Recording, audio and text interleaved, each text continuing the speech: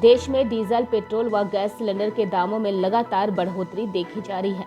इसका ग्रामीण क्षेत्रों में ज्यादा प्रभाव देखा जा रहा है। बढ़ती महंगाई को लेकर युवा कांग्रेस प्रदेश प्रवक्ता ऋषि राज सिंह ने मोदी सरकार पर निशाना साधते हुए कहा कि मोदी सरकार का काम करने का तरीका यही है कि जनता की जेब में कम पैसा रखा जाए। उनको जनता की चिंता नहीं है। केंद्र सरकार चाहती है कि गरीबों की जेब खाली रहे। पहले नोटबंदी, फिर जीएसटी लागू करके अब पेट्रोल डीजल के दामों में बढ़ोतरी कर जनता की आमदनी कम की जा रही है। बढ़ती महंगाई को लेकर केंद्र सरकार को क्या कुछ कहते हैं, देखिए पूरी रिपोर्ट। देश में जिस तरह से पेट्रोल, डीजल और गैस के दाम बढ़े हैं, मैं इसे कोई नई चीज़ नहीं मानता। केंद्र में बैठी नरेंद्र मोदी सरकार का एक काम करने का जो तरीका है, वो यही है कि किस तरह से लोगों की जेब में पैसा कम रखा जाए, उनकी जेब को किस तरह से निचोड़ा जाए। और इसी क्रम में 2016 में मोदी जी ने नोटबंदी लाई, उसके बाद जीएसटी लाई और अब पेट्रोल का बहाना लेकर लोगों की जेब से पैसा निकाल रहे हैं। पेट्रोल जो कांग्रेस की सरकार के समय लोगों के लिए एक अनिवार्य आवश्यकता की वस्तु हुआ करती थी, आज उसे मोदी सरकार ने अपनी आय का साधन बना लिया है।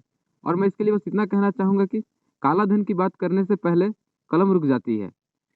15 लाख की रकम लिखने से पहले स्याही सूख जाती है।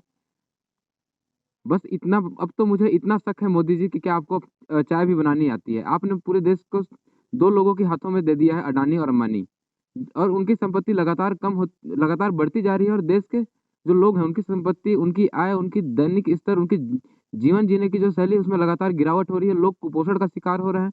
मध्यम वर्गीय परिवार आत्महत्या करने की कगार पर हैं। और जिस तरह से वर्तमान समय में पेट्रोल, डीजल के दाम बढ़े हैं, गैस के दाम बढ़े हैं, आपने फिर से लोगों को गोबर, कंडे और लकड़ी के रसोई के दुनिया में वापस ढकेलने का काम किया है। आपकी बढ़ती डीजल के दामों के कारण देश में आज सीमेंट के दाम बढ़े हैं, छड़ के दाम बढ़े हैं, जो अपने आप में एक रिकॉर्ड स्तर पर हुए हैं। जो सीमेंट के दाम पहले 250 रुपये का हुआ करते थे, आज वो 350 रुपये के ऊपर चले गए हैं। जो छड़ के दाम पहले 30 से 40 रुपये किलो हुआ करती थी, वो आज दोगुनी होकर 80 से 90 रुपये किलो तक बिक रही हैं।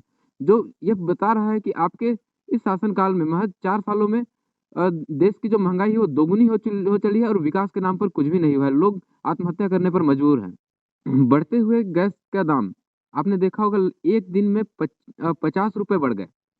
आप आज सिलेंडर लेने जाते हैं, यदि आपको 900 रुपये का मिलना है, वो कल आपको सीधे 950 रुपये का मिलेगा।